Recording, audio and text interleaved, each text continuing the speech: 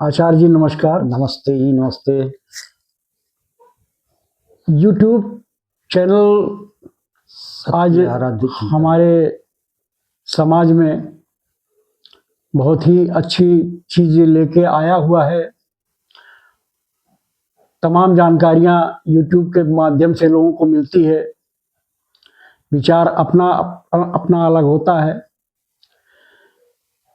एक दिन YouTube channel search करते करते मुझे एक चैनल मिला जिसका नाम सत्य आराध्य चिंतन।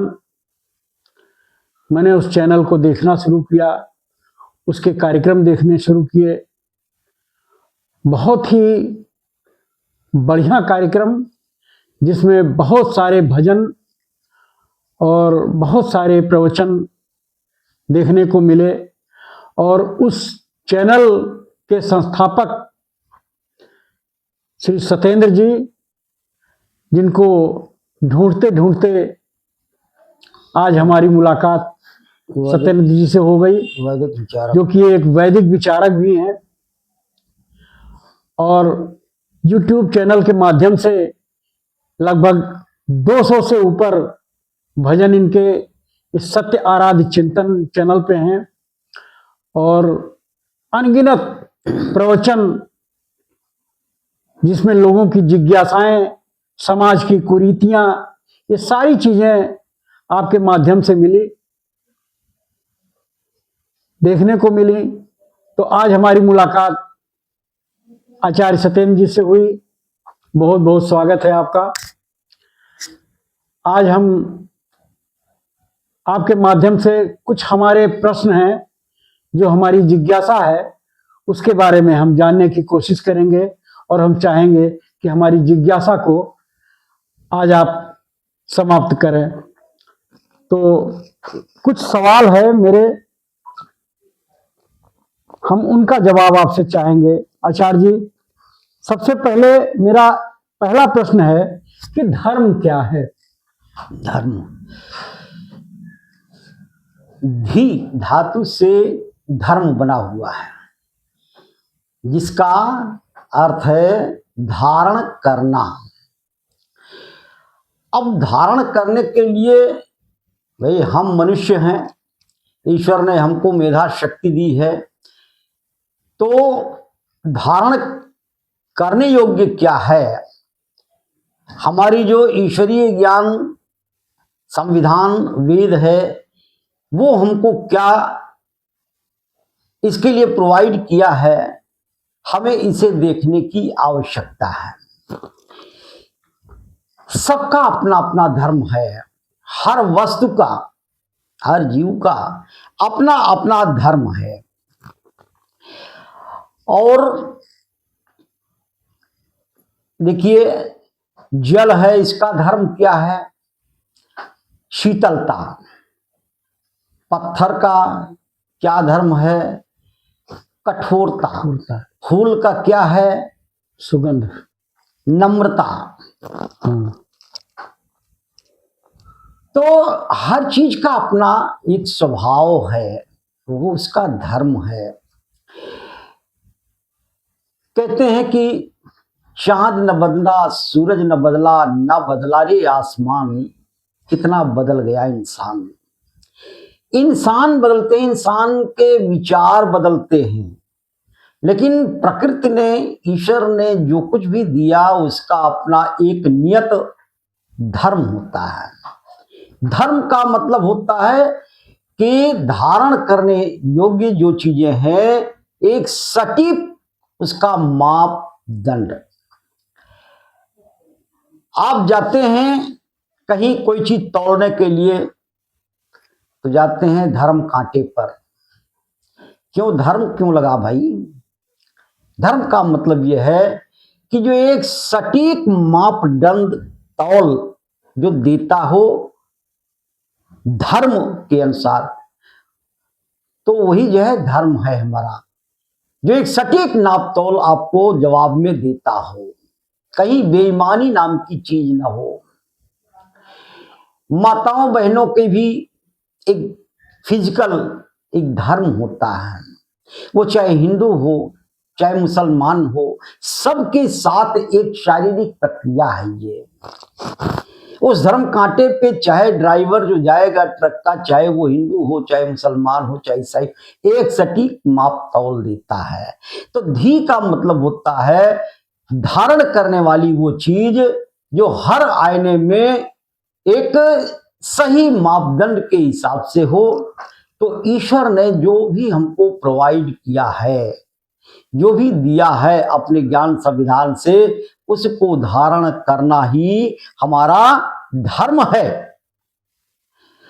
धर्म सनातन है। हमारे धर्म का नाम क्या है? सत्य सनातन वैदिक धर्म।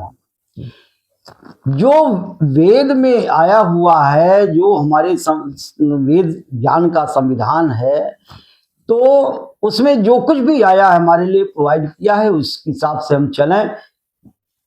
सनातन क्या है? उस वैदिक धर्म की विशेषता है। सनातन का मतलब जो पहले भी रहा है, आज भी है, आगे भी रहेगा, उसको सनातन कहते हैं। इसका कोई आदि अंत ना हो। तो धर्म वही है जो ईश्वर प्रदत्त है हमारे लिए। हम कई तरह की बातें न सोचें, हमारे कार्यकलाप कई तरह के ना हो। हमारे जो भगवान राम जिस विचार पर चले, हमारे भगवान कृष्ण जिस विचार पर चले, वही धर्म वही आचरण हमारा जो है चलाना ही धर्म है। हाँ, धर्म का ज्ञान कहाँ से मिला? देखिए, ज्ञान ईश्वर द्वारा प्रदत्त है। तीन अनादि सत्ताएं हैं, ईश्वर, जीव और प्रकृति। ये तीनों हमेशा रही हैं और आगे भी रहेंगे। तो ईश्वर एक अनादि सत्ता है जो था, है और रहेगा। तो उसका दिया हुआ जो ज्ञान है वही वो वेद के रूप में है।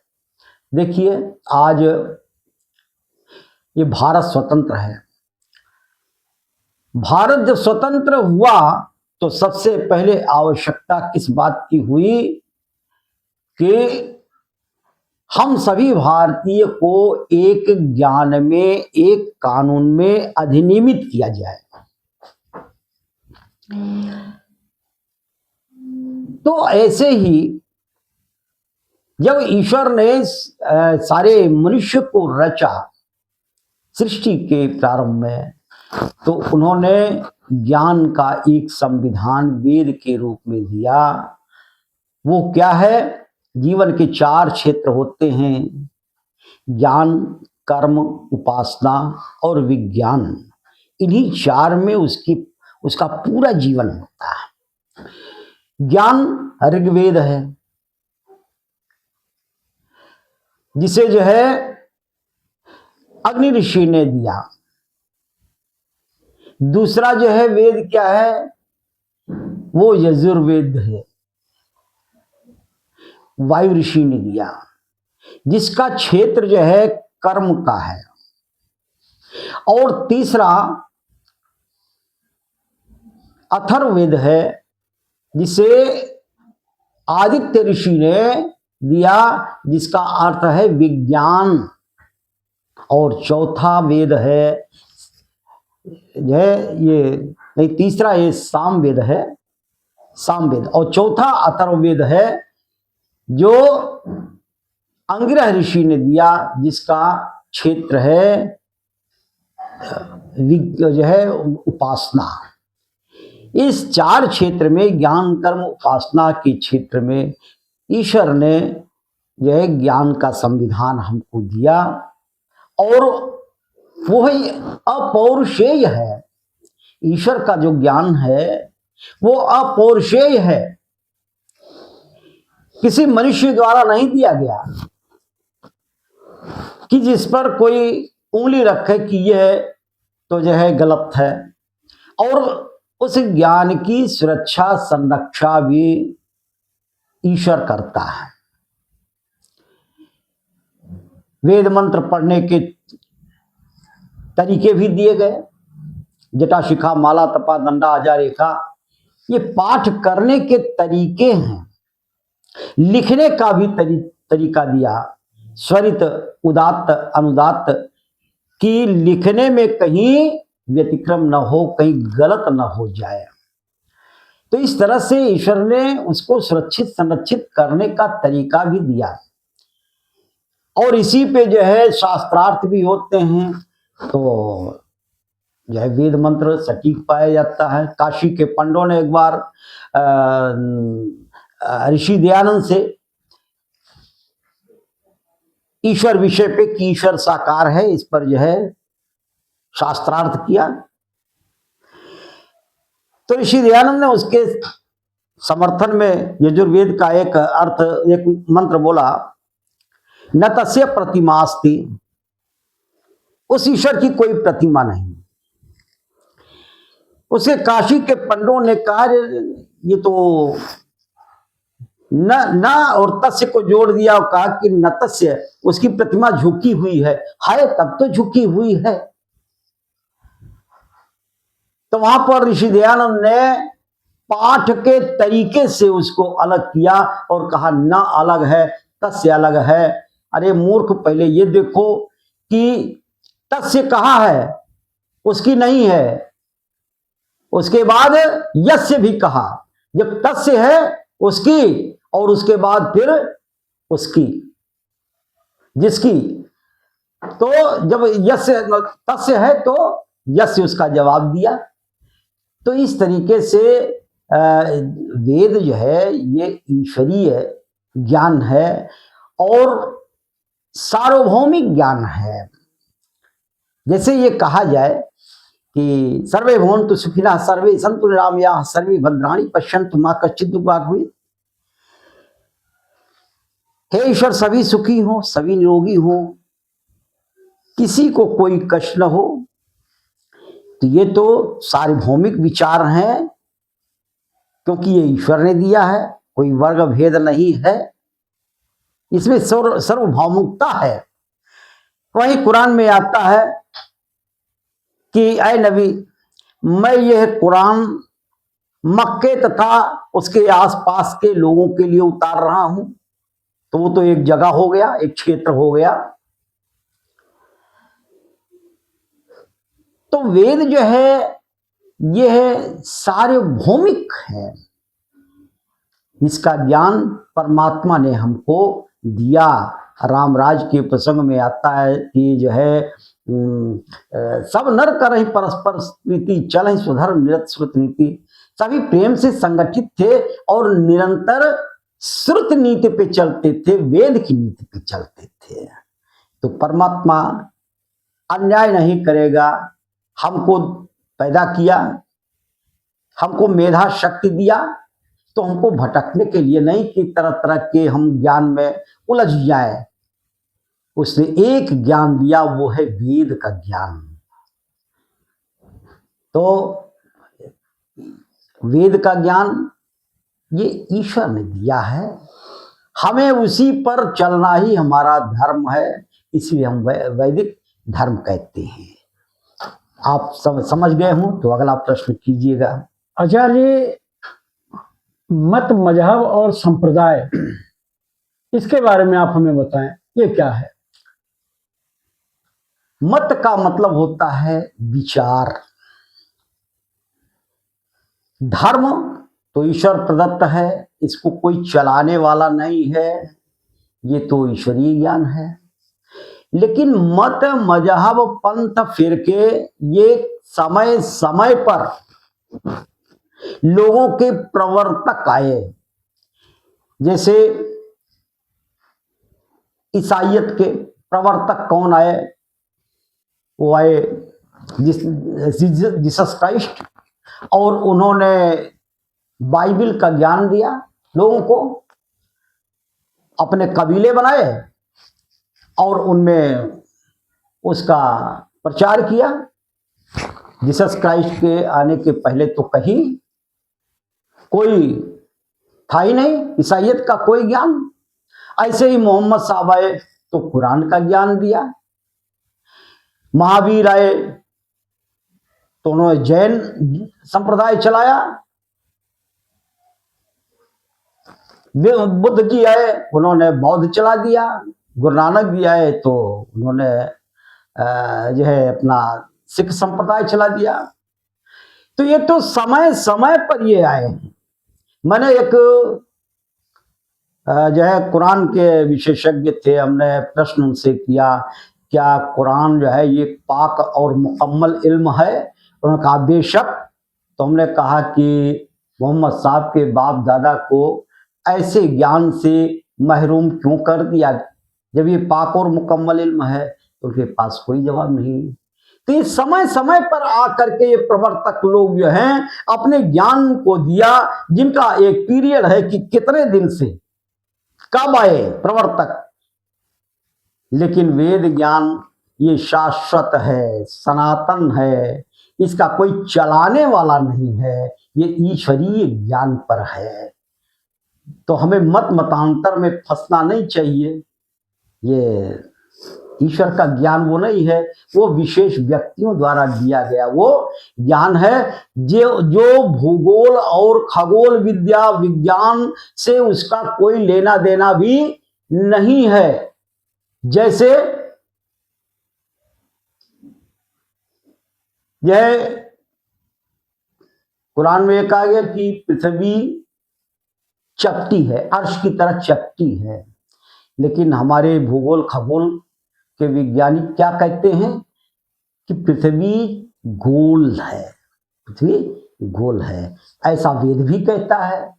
तो वेद का ज्ञान पूर्ण रूप से वैज्ञानिक है, भूगोल खगोल के आधार पर है, लेकिन मत मतांतर संप्रदाय पंथ ये सब विज्ञान पर नहीं है।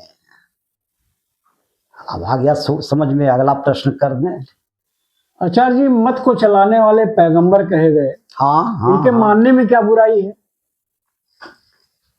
मानने में मत पंथ संप्रदाय यह ईश्वरीय ज्ञान नहीं है, इनमें भूगोल खगोल विज्ञान से इसका कोई ताल्लुक नहीं है। ये पूर्ण रूप से विशेष व्यक्ति के द्वारा दिया गया ये ज्ञान है। तो हम ईश्वरीय ज्ञान को छोड़ करके किसी व्यक्ति विशेष के द्वारा दिए गए ज्ञान पर हम क्यों चलें? फिर तो हम अधर्म के रास्ते पर हो जाएंगे। धर्म के रास्ते पे आना है तो हमें मनुष्यकृत पुस्तकों का सहारा नहीं। मनुष्य महान है अपने कर्मों से, तो उसके आचरण को हम अपने में लावें, ये अच्छी बात होगी।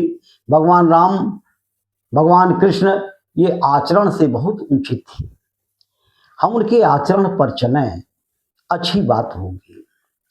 लेकिन जो लोग एक मत बना लिए हैं, संप्रदाय बना लिए हैं, ऐसे व्यक्ति के कहे हुए रास्ते पर हमको नहीं आना चाहिए।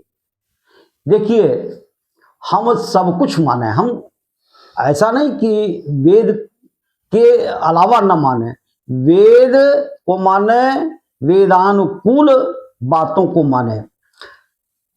अगर मोहम्मद साहब ने कहीं अच्छी बातें कह दी हैं, हम उसको ले लें जो हमारे वैदिक विचारों से मेल खाती हैं, चाहे वो कुरान की हो चाहे बाइबल की हो। अगर वो वेदानुकूल ज्ञान है तो हमें उसको ले लेना चाहिए। लेकिन हमें यह ध्यान रखना चाहिए कि हम वेद के विचारों से अलग होके हमें नहीं चलना चाहिए। जो लोग चले वही लोग मत पंथ फिरका में बंट गए। तो हमारे जो मर्यादा पुरुषोत्तम भगवान राम रहे, भगवान कृष्ण रहे, जिन विचारों पर चले, जीवन पर्यंत वैदिक विचारों पर वो थे, तो हमें उस पर चलना चाहिए। तो आचार्य जी, आज आपका बहुमूल्य समय मिला। प्रश्न तो बहुत सारे हैं, लेकिन आपका अमूल्य समय उसको हम ध्यान में रखेंगे और फिर किसी कार्यक्रम में आपसे अपने मन की बात जरूर कहेंगे। तो अगले कार्यक्रम में फिर मुलाकात होगी। तब तक के लिए नमस्ते।